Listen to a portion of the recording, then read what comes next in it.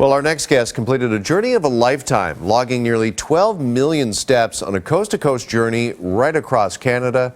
The 9-month trek began on the shores of BC and came to an end on the edge of Newfoundland. And Zayell Johnston joins me now from Yorkton, Saskatchewan. Zayell, thanks for joining us. And first off, can you tell us what inspired your journey? This had something to do, I think, with a to-do list that you penned right after high school? Yeah, pretty much I wanted to make a small 5-year list and, just focus on that first 5 years. I'm 2 years over that, but hey, better late than never, right? Yeah, for sure. Now, you had a limited budget, and apparently you spent most nights in a tent. Was that your biggest challenge on this trek? Yeah. You never know what's going to hit you in the middle of the night, whether it's a thunderstorm, a windstorm, maybe a blizzard. But yeah, that was definitely a challenge. Yeah, was there anything else that, looking back, that was a particular challenge, something that you remember was particularly tough to overcome? I feel like the end, just my body was worn down after months of just hard abuse on the body, right? Carrying 40 pounds on the back, the weather conditions near the end, especially on the rock, right? They call it Newfoundlanders. I don't know how you guys do it out there, but you guys have some crazy weather.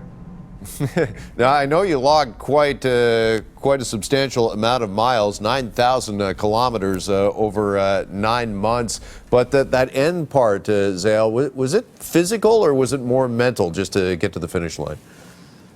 I feel like it was more mental than physical, even though the temperatures were starting to get into pretty much, I was kind of flirting with winter there at the end, but just some of the weather, I don't know how looking back, I don't know how I did some of those nights or walking through some of that weather I walked through, but definitely it takes a lot of mental strength for sure.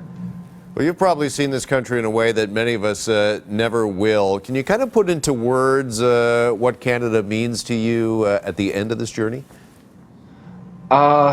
Just how vast it is, and a lot of us don't travel it or just explore our own backyard. Like I backpacked across Europe when I was 24, and a lot of Europeans I ran into when I was living in Vancouver would come on hikes and they would say, we come out here to see the vastness of Canada.